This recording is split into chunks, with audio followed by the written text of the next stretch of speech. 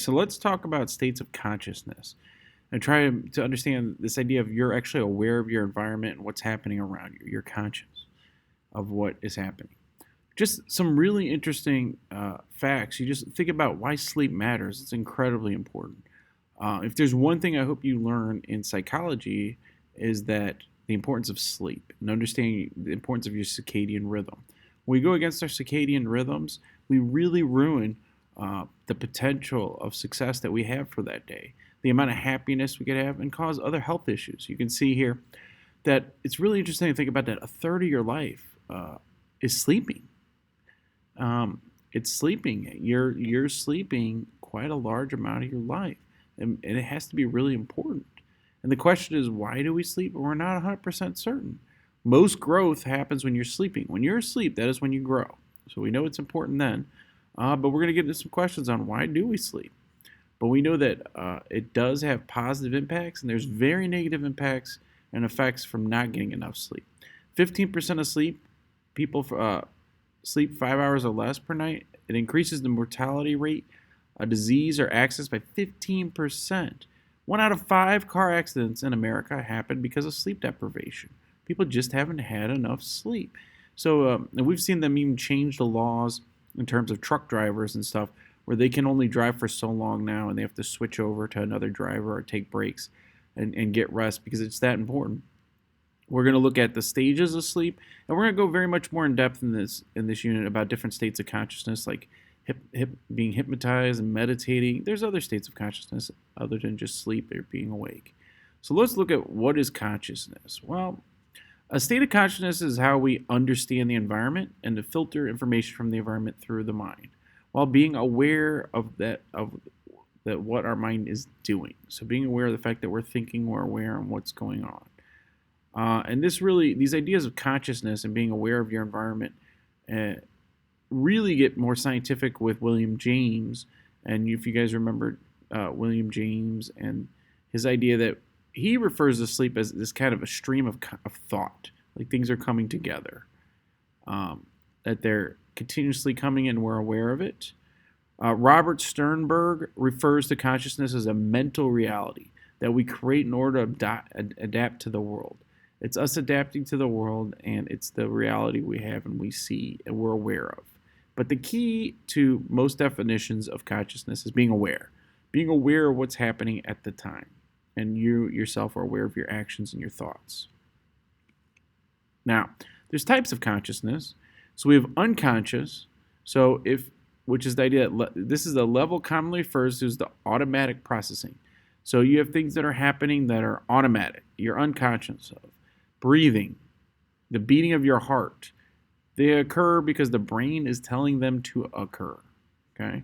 So we're going to find out there's parts of the brain that actually regulate these unconscious things. And we don't think about breathing and your heartbeat and all that stuff. Now, we are going to learn some techniques where you can be aware of your breath. And through meditation and resonant breathing, you can actually help reduce some of your cortisol and stress using these techniques. And we find out that people that meditate and they use breathing methods tend to have less levels of stress, and they can deal with stress much better.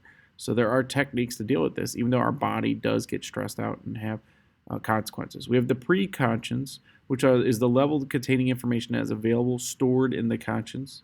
But you're not always in the conscious of it, okay? So unconscious, you don't even think about your heart or your breathing. Preconscious are things that are happening that are available, but you're not really even thinking about or aware of the fact that it happens. You use these behaviors and tasks that you can nearly without thought, such as riding a bike. So you're riding a bike, you're not really thinking about it. You just do it after you know how to do it. At first, you might have to be conscious of it and being aware of it. And actually find that like things with like elite athletes, they seem to be preconsciously doing things that are just amazing. Like most people have to think about how to hold their hands when they're hitting a baseball or where to hold the tennis racket or the golf clubs. But these elite athletes, they don't think about that stuff. They just play, and they can just do it. Their body and their mind can just read situations and really adapt. And actually find out sometimes when elite athletes are told to change their putt or change the way they hold their hands or shoot the ball, it can actually have an inverse effect where it can screw them up, and they become conscious of what they're doing. And it's almost like they forget to ride the bike, or they can't ride the bike as well. Consciousness exists on a continuum, which means are starting from controlled process. So first, uh, we are very aware of what we're doing, okay? But second, then we start to move it to an automated process. It's almost automatic, where we perform the task mechanically, such as brushing our teeth. You guys probably don't think about brushing your teeth much at this point, but if you learn how to do it properly, it takes a second. You have to do it in quadrants and then circles and so forth and so on. But I was just saw my brother when we went on vacation, and he was just sawing his teeth, and he probably wasn't even thinking about it. He was past his he was conscious of the fact that he's brushing his teeth, but he wasn't actually thinking about every step that he was taking brushing his teeth. And I said, dude, what are you doing? You're about to saw your teeth off, because he was just going back and forth, and he wasn't brushing his teeth correctly. And he's like, whatever. But there's actually even a way to do something like that. But we don't even think about it because we condition ourselves to do things. Now, the type of consciousness is sleep. Sleep is super important. Sleep is an altered state of consciousness, meaning you're not 100% aware of what's going on, but you're aware that you're sleeping. Scientists are not completely clear on why we sleep. Sometimes the answer in psychology is we don't have the answer at this point. Lots of people are going to tell you they know the answer why we sleep, but the truth is, at this point, we still don't know. But there are theories on it. One theory holds that sleep is a necessary restorative process. It regenerates or it heals us. We tend to feel more awake in the morning. You think about, we fast. We get up in the morning and we eat our first meal. What do we call eating our first meal? We've given our body a chance to fast and not eat for a long period of time. We call it breakfast. You don't eat while you're sleeping, so you take a break from fasting and you start eating again. That's your breakfast. Researchers have discovered some neurochemicals, notably melatonin, that play a role in sleep. Melatonin seems to be the most important neurochemical or hormone that's in your body that helps control your sleep. And if you don't have enough melatonin or you have too much, you might sleep too much or not get it or not go to sleep enough. So it's important that we keep a balance within our melatonin. Melatonin supplements have been proven to help people sleep. And you could see melatonin is a hormone secreted by the pineal gland. And you can see there's the pineal gland in your brain. And it's actually more towards the bottom of the base. Effects of not having enough sleep. Ouch, this is bad. Irritable, cognitive impairment, memory lapse or loss, impaired moral judgment. You might be more likely to do something wrong. Severe yawning, we've all seen that. Hallucinations, if you don't get enough sleep, you can actually hallucinate. Symptoms similar to ADHD. So that's where it's very complicated. Somebody might have a sleep disorder and we think they have ADHD and they can't, which means attention deficit disorder. They can't focus on anything. Well, it's because they don't have enough sleep. Impaired immune system. You're more likely to get sick if you don't get enough sleep, and sick quite a bit. You also have a risk of type diabetes 2. So diabetes 2 is you get it later in life. Type 1 is you're born with diabetes, but you get it later in life because it also increases your heart rate and risk of heart disease. You're more likely to have heart attacks and heart problems if you don't get enough sleep. Decreases your reaction time and accuracy, tremors, aches, growth suppression.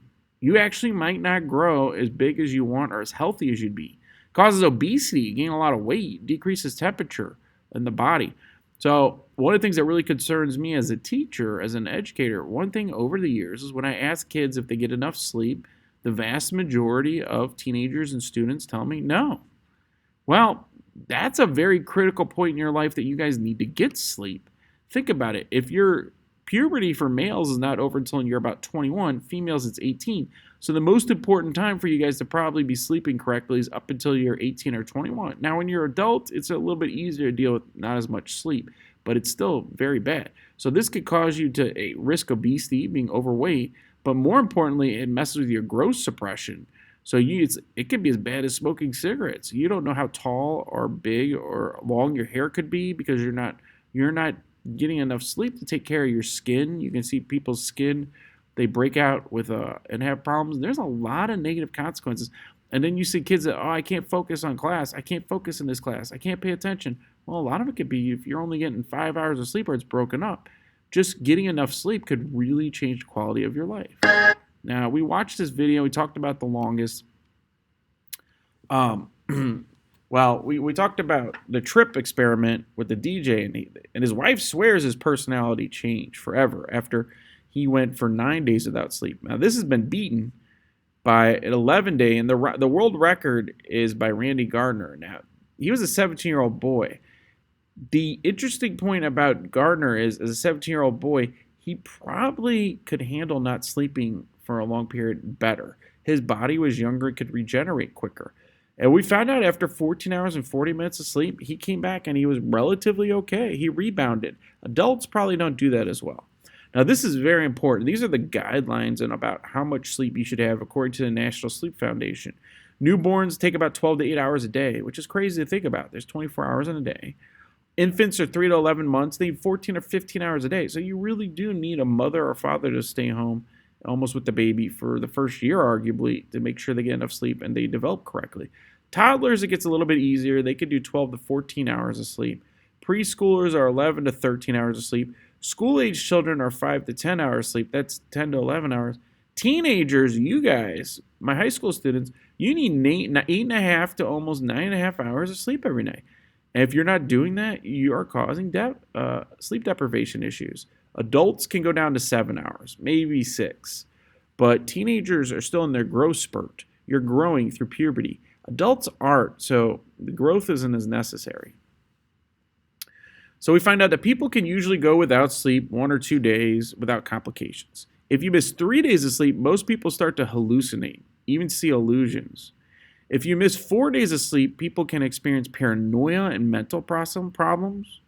All these symptoms of sleep deprivation disappear when the deprived person is allowed to sleep again. So it's like we start over, we regenerate, and we heal over that. It's just crazy to think about how important sleep is. You could actually hallucinate.